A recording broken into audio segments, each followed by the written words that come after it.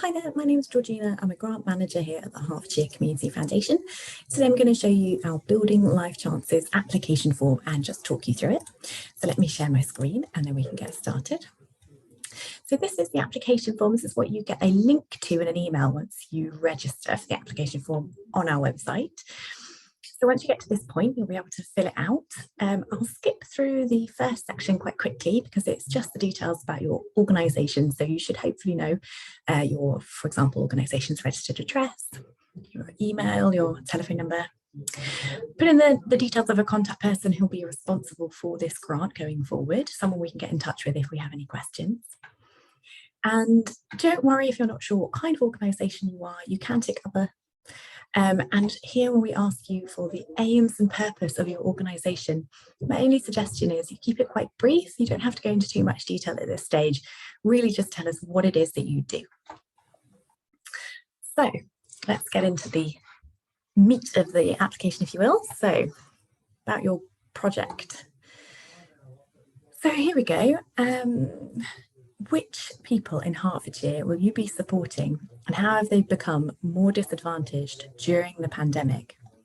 So this is where you need to kind of let us know which of the groups who have been disproportionately affected by the pandemic you're going to be working to support. So there's a list on the website. It's mostly, vulnerable adults, minority ethnic groups, gypsy and traveller groups, adults with disabilities, that kind of list of people who have been disproportionately affected. So here's where you tell us which group of people you're going to be supported and what their particular needs are based on your experience. So please tell us how you plan to use the grant to support people and improve their life chances. What activities or services will you run? So here's where you tell us what you're actually going to be doing. So whether you're going to be, for example, providing workshops, giving advice and guidance, providing food and fuel support, perhaps it's education, perhaps it's something related to health, anything that's addressing inequalities.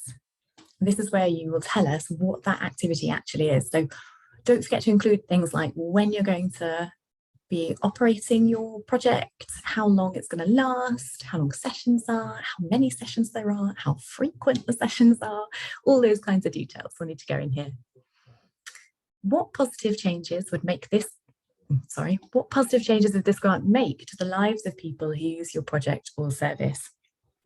So this is really you telling us how your project will improve these life chances for the people that you're trying to support. So partners, this question is, please give details of any local networks or partners you're involved with and any plans to work in partnership with other organisations. So here you really need to let us know that you are going to work with partners who can refer individuals to you and who those referring partners are. You should also let us know whether or not you're linked in with Hearts Help, who'll be able to refer people to you that way. And maybe some organisations you might refer people to at the end of your project who can help support them further. How will you know if your work has been successful? So this is where you will let us know the kinds of outcomes you're planning to report on. So it could be whether or not people are happier, whether their health has improved, whether you've been able to link them on to further sources of support. And we'll probably ask you as well to record how many people have attended your programme and how many people you've supported. And that'll kind of be in your monitoring report. You don't have to know at this stage, it can just be a bit of a guess based on something you've done in the past. But yeah, just pop that in here. And this one here is, please tell us about your organisation's experience of helping people and the impact of your previous work. You may also want to tell us about the people involved in your work and why you're confident in their ability to make the project succeed. So really this is about you and your organisation and your experience, your connections with this community that you're trying to support, and what have you done to address inequalities before. So let's move on to the impact section. So here we ask you to pick a primary beneficiary, and you can see I've selected Black, Asian and minority ethnic. Again, this is the primary beneficiaries, the majority of the people. It doesn't have to be everybody, it doesn't have to be completely exclusive. And again, when you're estimating how many people benefit, we really want to know direct beneficiaries. That's probably people who are actually going to attend your sessions. And here again, ethnicity, it's the majority of the people. So if the majority of the people attending my sessions are Black and Black British, that's what I'll select from the list. And age groups, again, to highlight, this grant is for adults only. So you'll be selecting from some of the adult categories here. And then onto the project budget section. Don't be intimidated by the budget section. You can put in here how much the cost of the project is in total, and how much you've already got to contribute to the project, and how much money you're applying to us for.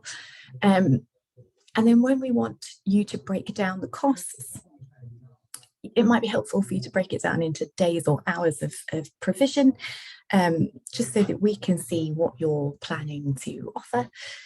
Again, it doesn't have to be 100% accurate. You'll be able to report accurately at the end of a grant on what you actually spent, but this is your best projection, your best guess of what that might look like. And I think the other thing to note is that your services must be free to service users. So make sure that you are accounting for all of your costs in this section. And then here we've got the supporting documents. This is a good list of all of the supporting documents that we need. The reason we ask for this is because we have to make sure that the money we're giving out is going to groups with charitable aims who are working in a charitable way. If there's anything here that you're not sure about, you can let us know, get in touch and ask us. We'll be really happy to help. So for example, we ask for a copy of your most recent annual accounts. If you're a relatively new organisation or a relatively small organisation, you might not have these, but a spreadsheet of your income and expenditure is completely fine. Working accounts are completely fine, but we do need to see something that shows us your kind of cash flow and your financial position. And again, if you don't have a bank account, perhaps because you're too new an organisation or you're too small, do get in touch with us and we'll see if there's something we can do to help. It might be that you can work in partnership with another organisation who can handle cash for you. So it's really, if there's anything here that you think will stop you from being able to apply, please just pick up the phone or send us an email, and we'll do anything we can to help. And then here is the declaration. So you have to read and acknowledge that you've read this before you can hit submit. Now, one thing I didn't say at the start, but it's really, really useful about our online application system, is that you can save your application as you go along as a draft. The link that we sent you in your email, you can use it to access this at any time before you submit it, and you can share that link with others who might be helping you to fill out the application form. Okay, that's been a really, really quick look at our online application form for Building Life Chances. If you have any questions, please get in touch with us here at the Hertfordshire Community Foundation and we'll be happy to help. Thank you.